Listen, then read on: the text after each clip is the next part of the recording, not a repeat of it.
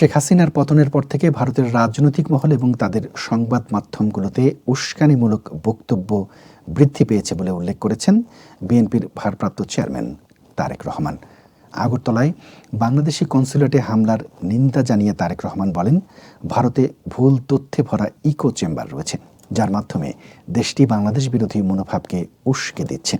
আগরতলায় বাংলাদেশি কনস্যুলেটে সর্বশেষ হামলায় বিভ্রান্তির যে প্রভাব ফুটে উঠেছে তা শুধু প্রতিবেশীদের মধ্যে বিভেদ সৃষ্টি করবে বলে মনে করেন তিনি।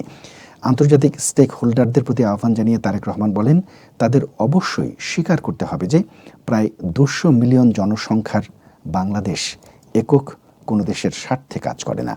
হাসিনার ক্ষমতাচ্যুত হওয়ার কারণ উপলব্ধি করে বিশ্বকে নির্দিষ্ট কোনো রাজনৈতিক দলের বাইরে গিয়ে ঢাকা দিল্লির সম্পর্ক উপলব্ধি করার আহ্বান জানিয়েছেন বিএনপির ভারপ্রাপ্ত চেয়ারম্যান।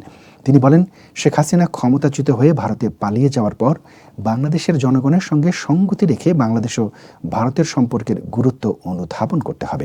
বিশেষ কোনো ব্যক্তি বা রাজনৈতিক দলের ঊর্ধ্বে উঠে দুদেশের সম্পর্কের মূল্যায়নের ক্ষেত্রে জোর দেন তিনি।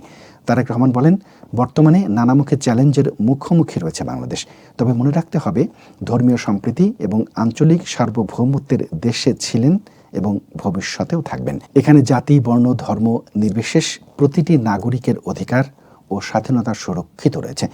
দলীয় নেতাকর্মী সহ দেশের সবাইকে উস্কানির ফাঁদে পা না দেওয়ার আহ্বান জানিয়েছেন তারেক রহমান।